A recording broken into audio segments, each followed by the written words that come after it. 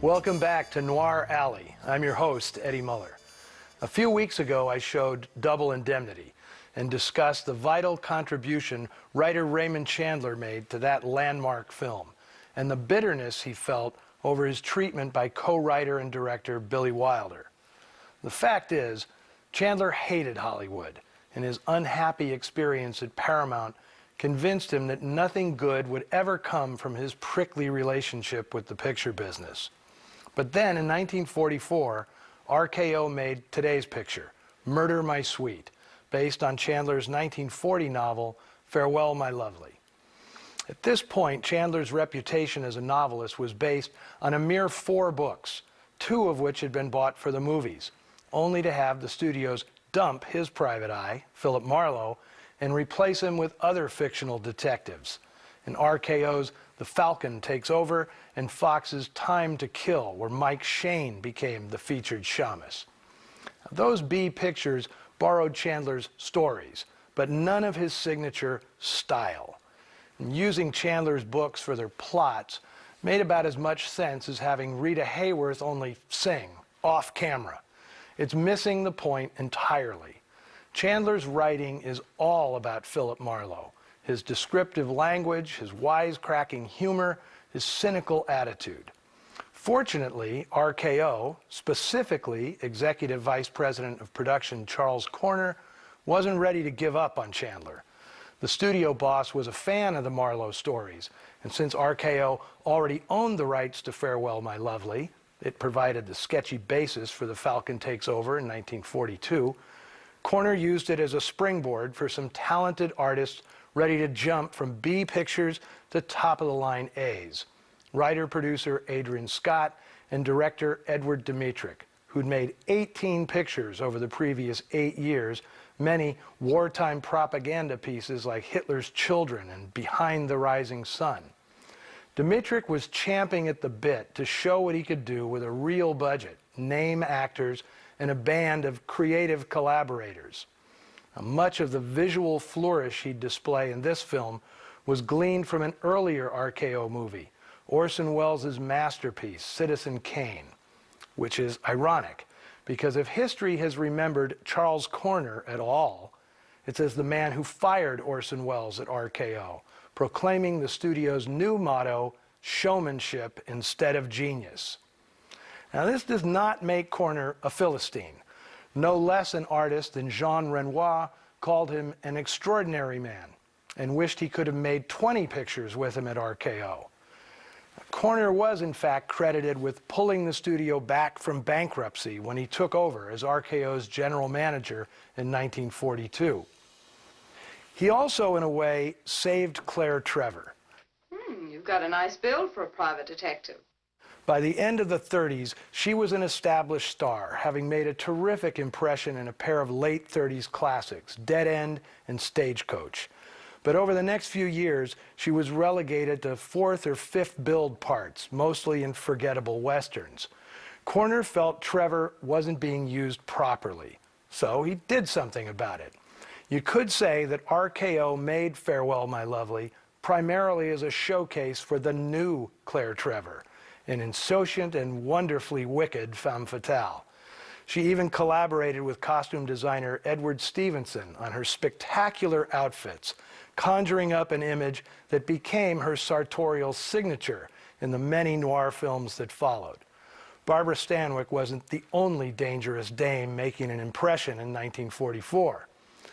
Charles Corner also was listening when Dick Powell griped in the press that he'd grown too old for any more boyish musical comedy roles. As long as I'm on the payroll here, let's understand each other. I don't work by push buttons. Powell was increasingly restless at Paramount, especially after he was turned down for the part he most wanted, as scheming insurance salesman Walter Neff in Double Indemnity. Powell felt he could have played it just as well as Fred McMurray, and that it would have opened up new opportunities for him as a leading man. Scott and Dmytryk, however, were dead set against Powell. They'd envisioned someone tougher and more laconic. Remember, that Mitchum fella was still at this point a B player at RKO. Corner demanded that they have Powell make a screen test, and as a result, Corner offered the multi-picture deal to Powell, which changed the course of the actor's career. Scott and Dmytryk ended up loving his performance, as did Raymond Chandler, who at first hated the idea of a song and dance man playing Marlowe. Now, adapting Philip Marlowe to the screen correctly was no small task. Adrian Scott gambled on 33-year-old John Paxton, a screenwriter with only one credit, a Shaggy Dog B picture called My Pal Wolf, which was Scott's previous project before this big step up. Paxton clearly knew what made Chandler's prose special. He streamlined, somewhat, the tangle of plot threads, retained the smart-mouth banter while inventing some of his own, and kept the sinister characters spinning around and the action moving at a brisk clip. As Chandler himself advised, when your plot hits a snag, have somebody come through the door with a gun. You'll get plenty of that in today's film, which features a terrific supporting cast, some of them armed. Otto Kruger, Anne Shirley, Douglas Walton, Esther Howard, Miles Mander, and Man Mountain Mike Mazurki all feature vividly in the proceedings. Originally made as Farewell, My Lovely, but retitled in honor of Dick Powell's new hard-boiled image, here is Murder, My Sweet.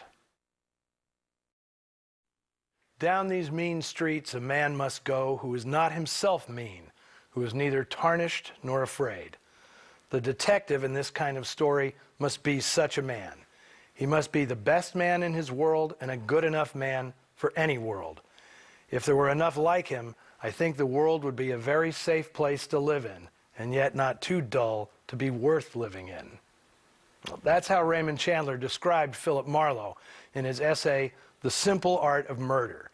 Chandler saw his protagonist as a hero, a white knight, which, frankly, puts the character outside the realm of film noir, where detectives are typically desperate and uncertain.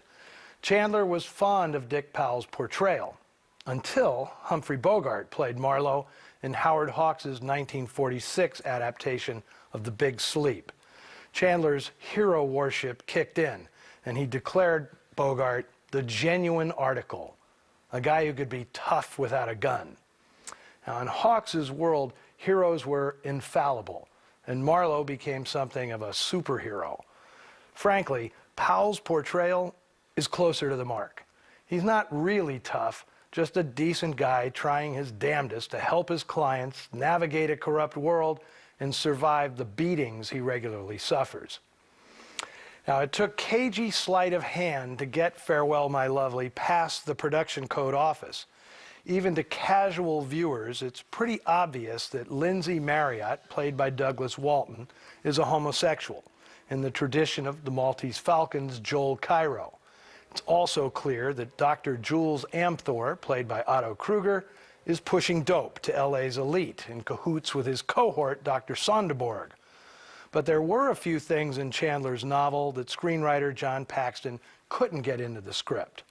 Florian's, the club where Moose first takes Marlowe in his search for Velma Valento, was in the novel an exclusively black hangout located on LA's Central Avenue, the heart of the city's African-American district. And completely removed from the plot was a thread involving a gangster named Brunette, who operated a string of gambling ships off the coast. No one in Hollywood at the time wanted to antagonize the real-life model for this character, Tony Correro, whose fleet of casinos, anchored just beyond the 3-mile legal limit, hosted many Hollywood high rollers. When Farewell, My Lovely was made again in 1975, the code was long gone, and both those elements were included. And Robert Mitchum, then a well-worn 57 years old, took on the role many thought he was born to play. Me? I'm not so sure. By that time, Mitchum was better suited to age-appropriate roles, like the title character in The Friends of Eddie Coyle. Even as a young man, I can't see Mitchum as the Philip Marlowe of Chandler's books. Mitchum's stock in trade was a bemused live and let live attitude. Marlowe was a more bilious, self-righteous guy, railing in long, brilliantly worded soliloquies against a multitude of indignities. Well, who do you think was the best incarnation of Philip Marlowe? In addition to all the actors mentioned, he's been played by George Montgomery, Robert Montgomery, Philip Carey, James Garner, Elliott Gould, Powers Booth, James Caan, and Danny Glover. Now, my personal preference is a guy who never got the chance to play the part, but proved several times over that he was ideal for it. And if you want to know who he is, check out the Noir Alley Facebook page and Twitter feed, where we can all share our picks for the perfect Philip Marlowe. Now, when it comes to perfect casting, you can't beat Mike Mazurki as Moose Malloy, and not just on account of he's large. Moose Malloy. You heard of me, maybe? Maybe. Born Mikhail Mazurkiewicz in the Ukraine, he emigrated with his family to America when he was 6 years old. He got a Bachelor of Arts degree at Manhattan College and a law degree at Fordham. But he earned money for his family during the Depression by wrestling professionally, which, he claimed, earned him 10 times a lawyer's salary. Mae West spotted his on-screen potential, casting him in her 1934 film Belle of the 90s. Although Murder My Sweet was his breakthrough, he almost didn't get the part. Edward Dmytryk wanted a real actor, and Mazurki cornered the director and RKO boss Charles Corner in the studio commissary. As you might imagine, he was very persuasive. Corner approved a screen test. And Dick Powell helped Mazurki get the role because he empathized with the guy. Both men were struggling to shed the perception they were one-dimensional performers. Mazurki's portrayal gets everything out of the character. He's intimidating, vulnerable, lovelorn, surprisingly deep, and disarmingly simple. The performance earned him a long career, 97 feature films and countless TV shows.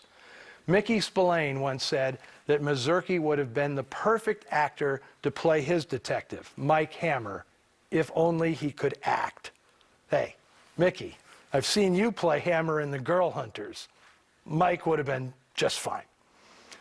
Mazurki was a co-founder of the Cauliflower Alley Club, a fraternity that provided financial support to retired boxers and wrestlers.